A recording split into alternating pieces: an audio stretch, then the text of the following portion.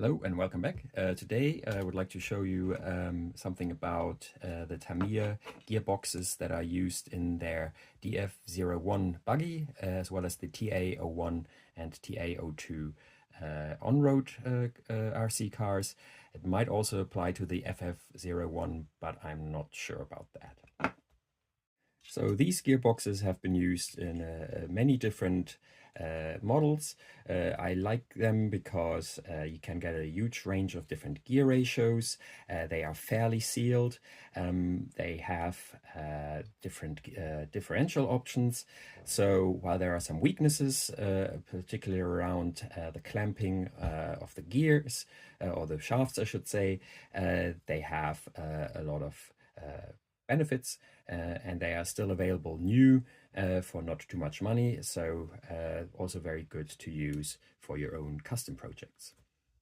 Now, if we zoom in a little bit, you might see that this surface has a bit of an angle, and I assume that is a draft angle to make taking out the injection molded part from its mold a little bit easier.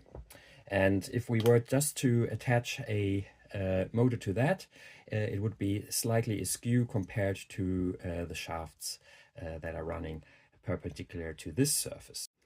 All right, so to make it work despite this angle, the counterpiece, the motor holder in the Tamiya parts bag or kit that comes with this, has a counter angle so that the two angles cancel out and the motor is parallel to the shafts of the rest of the gearbox. So this is an injection molded part. The fingers join up. You've probably seen that before. And we can see that we now have a motor that is parallel to this line. The problem with this motor holder is the plastic is a little bit fragile, especially if it's older and has aged. The changes in cross-sectional area create stress concentration, and especially with stronger brushless or even stronger brushed motors, they often break. That then can be a bit of a nightmare to get out, so generally people advise against them. I think they are better than their reputation, especially if you use an M3 tap. So to cut a thread, you need to be a little bit careful to get it perpendicular, but that basically preforms these fingers and makes it less likely for them to break. Not entirely impossible, but will give you a little bit of extra time. Still, if you want to use stronger motors, that will not be good enough. So, and if I use my caliper, we can see that we have 6 mm thickness on this side and 6.4, 6.5 on the other side. So that's only 0.5 millimeter, but clearly Tamiya reckoned that this is important to get right. So in order to provide something that is sturdier for stronger motors, Tamiya since the 90s has offered the aluminium motor mount. And instead of the little triangle here as the indicator, we have the flat area. Flat area goes down, otherwise assembles in exactly the same way, and again gives us a nice parallel mounting. So we can verify that there is actually an angle. So we have 5.6 on one side and 6 on the other. So again, around about 0.5 millimeter difference. The fingers also have a different height, so 15.7 compared to 15.25. Again, depending on where exactly you measure, you get slight differences, but broadly speaking, 0.5 millimeter difference between those two. All right, so this works great because one other advantage of the gearbox is that it's fairly well sealed. You know, we're not going to drive it underwater, but if you use shielded bearings on the diff, there's pretty decent sealing. So you want to make sure that the motor also seals around here. So one disadvantage of the Tamiya motor mount that it's not available everywhere and can be a little bit pricey. So the aftermarket to the rescue, and here is an RC Jazz or Jazrider aftermarket part, which looks very similar to the injection molded part, but there is one key difference, and that is shared across most of the aftermarket parts. It is 6mm on one side and 6mm on the other side, so it does not have the angle. The fingers are 16 and 15.5, so the fingers do have half the millimeter difference, but it doesn't really matter. If we install it, we can see that it sits, there's enough play in the system that it sits flush here and flush at the top. So that means this whole thing is at an ever so slight angle. Now, this is a module 0.6, so the teeth are not tiny, but this is still quite an angular deviation, and you can hear that the gears are just not running quite as quietly as you might expect. And so if you want to do better than that, what are your chances? So what are your options? First off, this is a part from Aliexpress.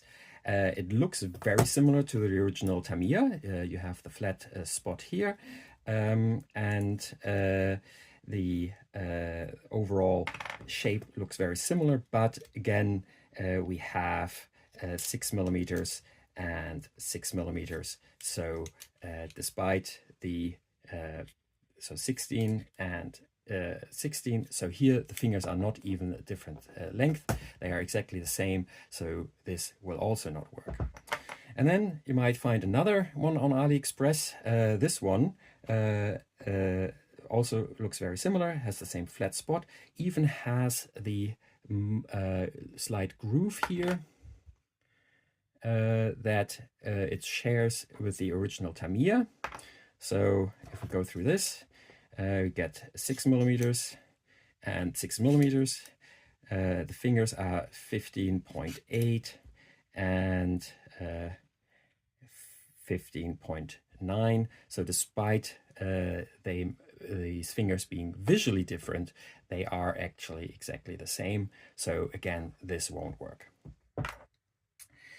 Now here's a GPM.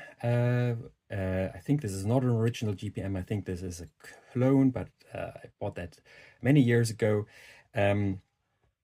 This one has only 5 holes. So this is a so-called modified motor mount for, you know, in the 90s, people modified these gearboxes with different gear pitches and that sort of thing. So I don't think there's any use for this with a standard setup. If you know of a use, do let me know in the comments. Always interested about that.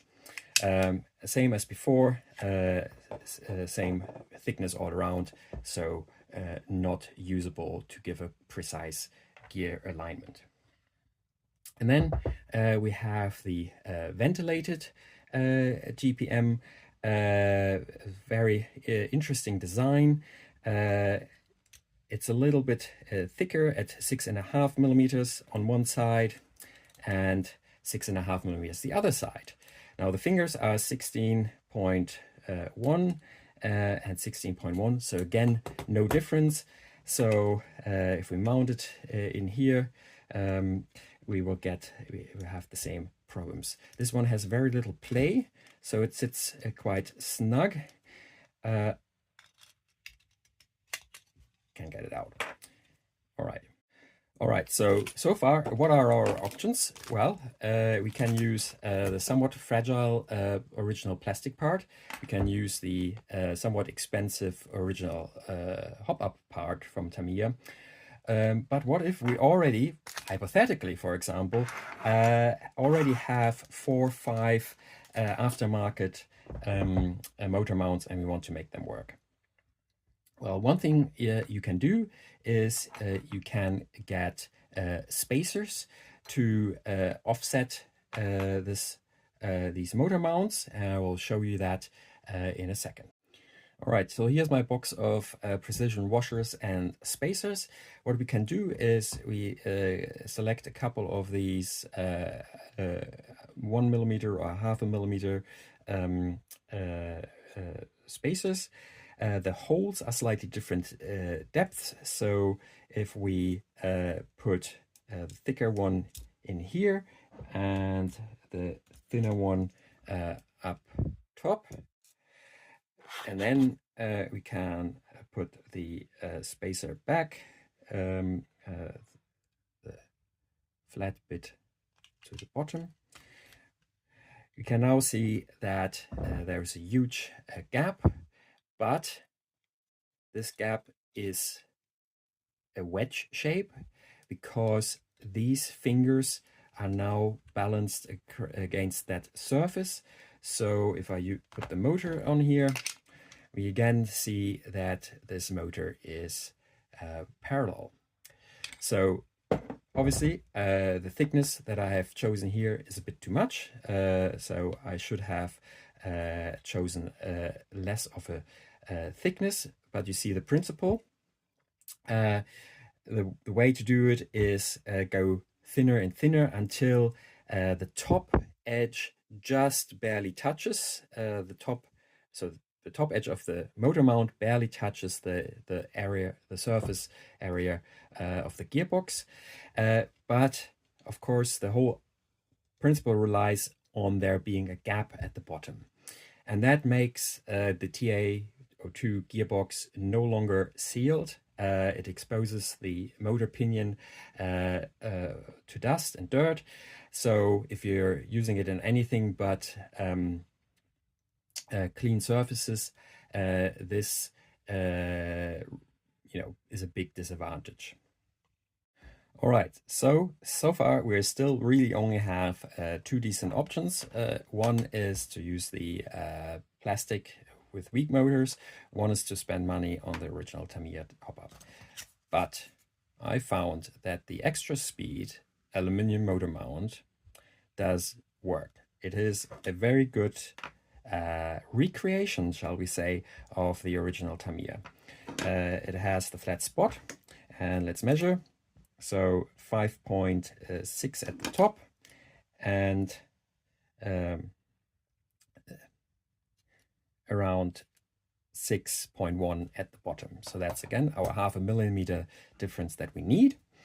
And it even has the correct groove on the slightly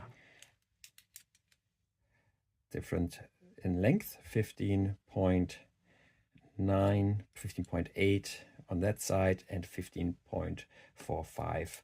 So again, the 0.5 millimeter difference that we like to see. If we put it in there, it fits very well and it lines up the motor parallel as the original Tamiya part for quite a bit less money. Also not available everywhere, so but I think well worth looking out for if you want to use stronger motors with the Tamiya TA01, TA02 DF01 gearbox.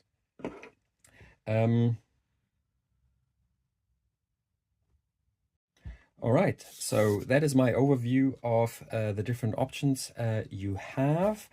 I would say if you had access to like a resin printer, you could create like a wedge slice that you trap between the motor mount and the gearbox to take up this gap. So to seal it, but also to line it correctly. I think you need a resin printer for that because we're talking really thin thicknesses, precise angular dimensions as well. I don't have that. I might give it a go with my FDM printer, but I don't have much hope. So yeah, those are the different options. And yeah, thank you for watching, and until next time, thank you.